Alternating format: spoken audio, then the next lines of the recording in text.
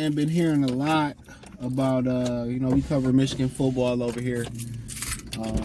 Basketball, man, I really didn't watch college basketball this year, but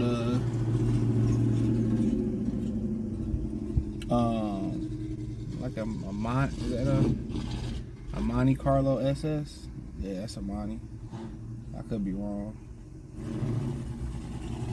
Yeah, it's a Monte. It sounds pretty good too. But yeah, man, I've been talking about McCarthy hype. I see a lot of people saying I don't see the hype in JJ McCarthy. 5-star guy at Illinois. He played at Michigan. They ran the ball. I wonder if they're gonna do that in LA.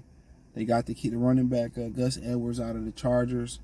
Got rid of their main receivers. They did draft Quentin, the dude from TCU last year. He ain't shit though. Just I don't know what playlist to check out. We just gonna call this College Sports Talk playlist, right? So a lot of people say, "What's the hype with JJ McCarthy?" What I think about him, man, and I think he got top 10, top 5 talent. Athletic, can throw on the move, big, strong kid. I think a better athlete than people recognize. Got a lot stronger going from year 2 to year 3. 3-0 versus Ohio State. Played his biggest pause in the big games. Can make throws that not every quarterback in this draft can make. He probably can make some throws that Caleb Williams can't make and Michael Penix can't make. High character guy. The issue with JJ McCarthy, other than he didn't throw the ball a lot at Michigan, and also he didn't have the best pass catchers. Let's keep it real. Roman Wilson is a good receiver. You can put him on Bama, maybe the third best receiver. Put him on Georgia, maybe the second, third, fourth receiver if you don't include Brock Bowers. He didn't have great receivers. You wonder if he could have got Nico Collins, Tyreek Black, that type of year. I think David Peoples-Jones or a real year like that, or a David Tyrell or a Braylon Edwards, like that. He could have one of those receivers. There's no knock on Roman Wilson. But they didn't have the best receivers at Michigan. They had a tight end. I think he got injured, came back really good. Didn't do a bunch in the passing game. I mean, their offense was prehistoric, to be honest. And it worked for them. In the landscape of college football, where everybody's spreading it out, Harbaugh said, you know what, we're going to go heavy. We're going to go heavy. We're going to play defense. We're going to run the ball, stop the run, get after the passer, play great defense, and take our shots when we can take our shots. And, when he asked to play big in big games, I mean, he's on point. When they needed to open up the offense versus Ohio State, not last year, the year after last, I mean, he was on point. But the issue is, him not having the volume throwing the football. And also the issue is the erratic accuracy. That's my only issues with him. I think you in a pro-style offense, he can make the reads. I think the ego is in check as far as, not having to throw the ball 30, 40, 50 times a game. He can make the proper reads. I mean, he can throw the football, big, strong guy. I mean, when he owned, can't many people make the throws he can make. Athletic, mobile quarterback, dual threat, on the move. He can make throws down the field. I just think at times he missed a little high. So if you're going to draft him, accuracy has got to be an issue.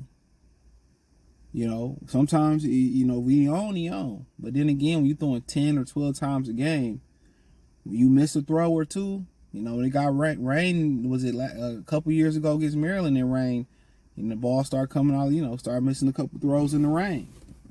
So his accuracy is just, when you throwing, you ain't throwing as much as the Texas quarterback, errors,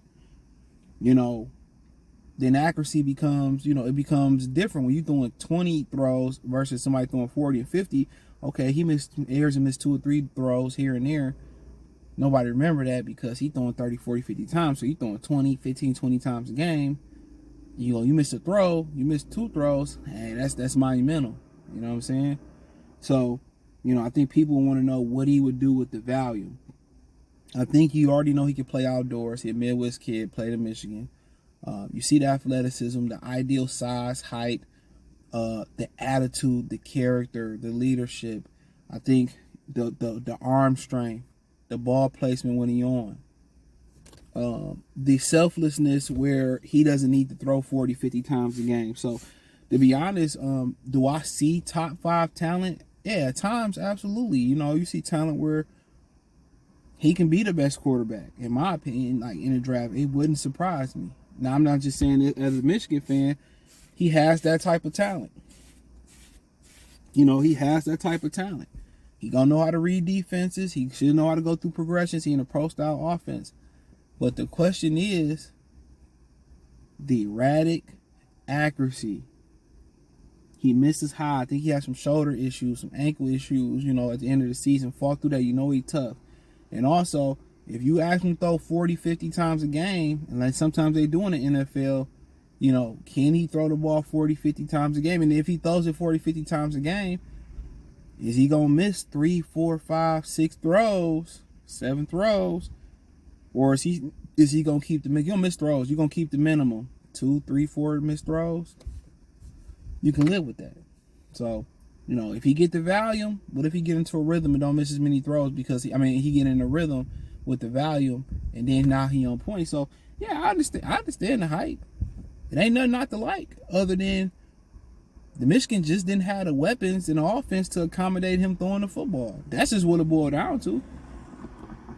It's simple as that. He didn't have a Jigba. He didn't have a Marvin Harrison Jr. He didn't have an Xavier Worthy and those guys got down there in Texas. Now let's keep it all the way funky. Let's keep it all the way funky, bro. He didn't really have that. They didn't go out there and recruit, the top of the notch receivers, and that may work in his favor. I didn't have the best receivers in the world. We schemed him open. I threw these guys open. And that may benefit him going into the NFL, man. That may very well benefit him. Y'all be like, well, how is that going to benefit him? When you go into the NFL, you go high in the draft, you ain't got the best weapons in the world. You're going to go without before you go with a lot of times. So him, being, and people say, well, he leaned on the running game a lot. That is true. And I think in Michigan, I think in NFL, I think it's less physical than college football. He'd be able to lean on his legs a little bit more. But I actually see why people, want to take him so high. You get him in the room, a very good kid, speak well, big, strong. Got people understand how big and strong and athletic it is. The arm, it's probably nobody in the draft with a better arm than him. Just from a strength standpoint of view, ain't nobody spinning that thing like him. You know what I'm saying? He got the size, unlike Caleb Williams. Taller guy. He got the frame, unlike Jaden Daniels. He got the athleticism. He got the arm strength. And when he can make throws that some of these guys in the draft can't make in the window. So I do understand the hype and I understand the concern. But at the end of the day, he was asked to do what he had to do with the weapons that he had. Now, unfortunately, he didn't have a who's list of receivers. So we had to, we'll turn around and see. But I understand. I think somebody's gonna get a really good quarterback. I could be in the minority. It's all about where you're going. But I think Harbaugh said he's gonna be a stud. I think he's gonna be pretty good in the league. I think he could be a stud. I think he could be one of the better quarterbacks in the league. Now, guys like Bo Nix, I don't understand how Bo Nix is any good. He trash. But Michael Penix, love him. Jaden Daniels, what I've seen of him, love him. Caleb Williams, I've seen some of them. I like what I've seen. Even when he was at Oklahoma, I've seen more of him. Like what he's seen. May I haven't seen a lot of them, but some of the things I've seen in workouts, he got an electric arm. You see why you fall in love with him. So I pretty much, out of the ones I've seen, I like all the quarterbacks not named Bo Nix. I don't see how Bo Nix is a day 1 or day 2 guy. That motherfucker a day 6 guy. But hey, thumbs up the video, share the video, subscribe to the channel. The subscribe button is the bell icon button. Check out the College Sports Law playlist. Let me know what you think in the comment section. Want to get in touch with me? Hit the link tree, Facebook, Instagram, Twitter, probably X or Facebook is the fastest way. Want to make a donation? Cash App, $ CJ Good 313, Venmo CJ Good 313, PayPal link description. Appreciate the love and support. Peace.